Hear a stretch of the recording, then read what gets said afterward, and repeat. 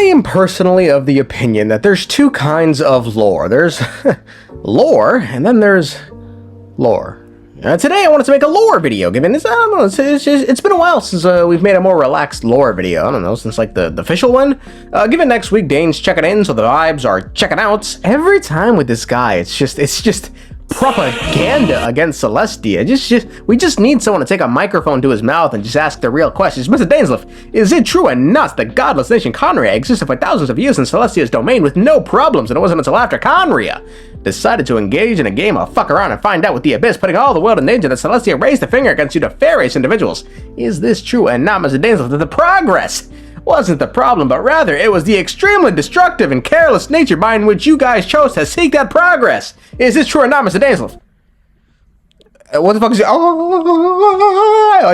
It's over after that. It's over, Monaghan. Anyway, it's because of that I wanted to do something a lot more laid back. You know, take the time to enjoy the small things in life before the storm hits with the 5 oldest beings we run into in Genshin Impacts. Now, before we start, let me just say the Traveler isn't on this list because we don't know enough, man. The way I'm doing this, the methodology, if you is by either stated age or earliest appearance in history. And given the Traveler has no stated age and their earliest appearance in history is 500 years ago, we've got nothing to go on. Now, it's fairly obvious they're much older than 500 years old, and the only things I really see referenced regarding their ages are two things. One, the Wings of Dissension line about stars, and the fortune teller in Sumeru.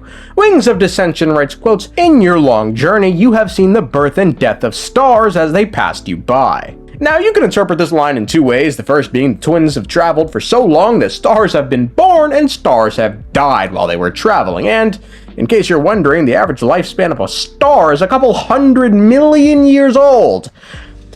Bro, fuck damage creep, nigga. That's age creep, dog. Zhongli could live for 1,000 times over at 6,000 years a pop, and his lifespan would still be comically short compared to the Travelers if this were the case. So, the other way you could interpret this line is the Travelers have simply traveled so wide and far they've managed to see stars be born and stars die. Now, the only thing we have regarding the Travelers' age is their expected lifespan. Health prospects, no problem at all.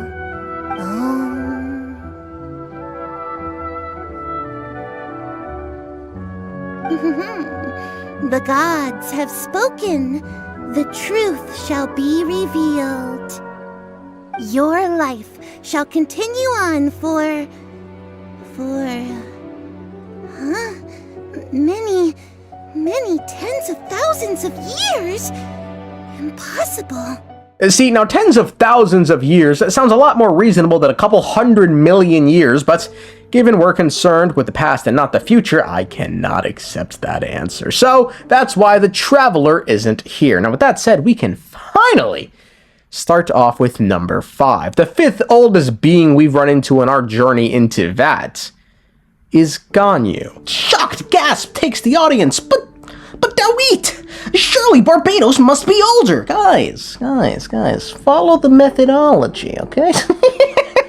I love that word, bro. I don't know. Half Qilin, half human, Ganyu is all old, with an approximate age of at least 3,000 years. And keep in mind, she's probably a bit older than that, given 3,000 years ago is simply the age by in which she made a contract with Rex Lapis and fought aside him in the Archon War. So, I mean, barring Zhongli had a fucking if you can read, you can fight policy. She was probably already mature enough to the point where 3,000 years ago she was able to make the decision that she wanted to enlist herself in war. I'd imagine an upper limit on her age is roughly under 3,700 years old, given this shot with her and Cloud Retainer shows Ganyu as an infant in what I can assume is a built Liyue Harbor. And given Liyue Harbor was founded 3,700 years ago, it makes it seem like she can't really be that much older than that if she is older than that. I don't know, was Gueli Assembly this modern though? I don't know, anyone know? Following the conclusion of the Archon War, Ganyu would become a secretary of the Yua High Pavilion and slave away for the next couple thousand years. And it's here, in this position, she remains to this day, honoring the contract she signed with Rex Lapis thousands of years ago. Now for the upcoming spots, it's kind of sus. Based on the methodology, which is quickly falling apart here, we have a tie between Guoba, Cloud Retainer, Streetward Rambler, Moon Carver, and Mountain Shaper, who all have a minimum age of 3,700 years old, given they all existed during the time of Gueli Assembly. Now, I won't lie, At first, I just assumed it'd be Streetward, Rambler, and Cloud Retainer, but then quickly realized that according to the methodology, these other dudes fit the bill too. And for some of these beings, it seems like they were actually much older than 3,700. Well, they're all older than 3,700 years, given they were all around when Gwele Assembly was at peace. But for some beings, like Gwoba, the stove god, he may even predate Gwele Assembly itself. The Streetward Rambler and Cloud Retainer were close friends with Guizhong and Morax, who founded Gwele Assembly, and beings like Mooncarver and Mountain Shaper not only helped to evacuate the people when the assembly fell, but also interacted with Guizhong as well. For all the wondrous feats that can be accomplished by one who has mastered the mechanical arts, one often uses it for purely recreational purposes. There was one year when it snowed heavily in Liyue, and Mount Outsong was covered in several feet of snow. Seeing everyone cooped up in their abodes with nothing to do, one created a snowdrift mechanism for skiing on the mountains. One was having a tremendous time of it along with Guizhong and Streetward Rambler. Until, of course, Mooncarver noticed as much and decided to join in. Moments later, he had managed to send the mechanism flying off the rails and plummeted deep into a snowbank. It took us hours to dig him out. Worth pointing out, Cloud Retainer is old enough to have been able to raise Ganyu. However, given Cloud Retainer often calls Mooncarver and Mountain Shaper old fossils, it makes me want to think they could be even older than her. But the methodology must be preserved. There really isn't much leeway beyond what's been given to determine who's older than who in this fucking jumbled mess, so I'm just gonna leave it as this for 4. In number 3, we have a problem. And I mean, honestly, we have a further breaking of the methodology, if we want to be completely honest, but this needs to be said. Greater Lord Rukkhadevata's age is a fascinating concept. Technically, she should be older or around the same age as Rex Lapis, given she should have been alive before the divine nails came down, if for no other reason than because she's an avatar of Irminsul. Notice I used a lot of hedging words there, because her timeline doesn't really make sense from what we know. As it stands right now, we know Sumeru was once all rainforest, then the god-sent nail came down, turned it into a desert, then Greater Lord Rukkhadevata came along and turned some of it back into a rainforest. But the question is, when did she turn the desert into a rainforest, and was she around before the nail came down? As to the former, we know that following her breakup with Nabu Malikata and God King Deshret, she, quote, chose to return to the rainforest and take up the path of defending life. Thus did new life emerge from the rainforest, thus did the sages make a stir, and thus was a home fashioned. However, how can she return to a rainforest that shouldn't exist yet unless it was the original rainforest that came before the nail came down? Furthermore, the first time she met Nabu Malikata was when she sought her out. It seems like Rukkhadevata already had a pretty fucking good thing going. Quotes, when the mistress of Papufashika heard this, she did not hesitate to humble herself. Resolute, she descended upon the grand palace of something, with the intention of testing the princess's wisdom. Countless maids, servants, and escorts surrounded the ever-gleaming princess. But who the fuck are these niggas? Is this the same place Rukkhadevata ruled over when she was one of the companion gods? Quotes, I've read about it in books. They say that after the great master of Verdure left, the land she used to rule was abandoned as well. I think this place might just be the, it's the place.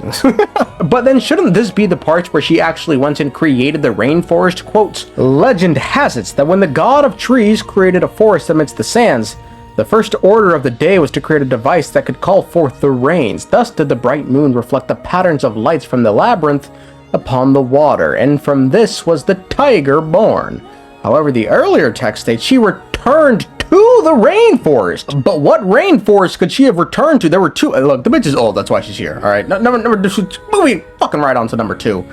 This one's much simpler. We have Zhongli, the god of golds, who's at least 6,000 years old. Old Zhong Dong has been called 6,000 years old on a number of different occasions, and while he officially says that's how long he's dwelt on this planet for, leading some to speculate he could be much older, we do have this little piece of information that puts his age into perspective. The Solar Vermilion set writes, quote, it is said that Rex Lapis was still young. The sun was a chariot that raced across the earth. When the 3 sisters of the night sky were martyred in a calamity, the solar chariot fell into a deep gorge. So odds are he's not too much older than 6,000 years old, but regardless, him being 6,000 years old makes him much older among the official minimum ages that we have for the characters. The methodology.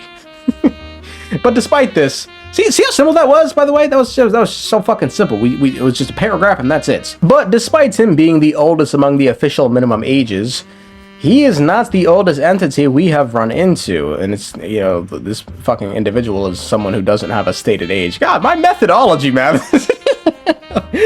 Anyway, we should all know who it is, and it's Apep, the original Dendro sovereign, a ruler of the old world. Her minimum age is unknown, and, you know, maximum age is also most certainly unknown. We don't know shit about this world before the arrival of the heavenly principles, but we do know Apep was here. We have no idea how long Apep and the other sovereigns were on Teyvat before the heavenly principles came, but they were here before they came, so thus any of the original sovereigns we come across are de facto older than everyone who's from Teyvat, because the original sovereigns predate the remade Teyvat that hosts all life that belonged to the human realm. The end.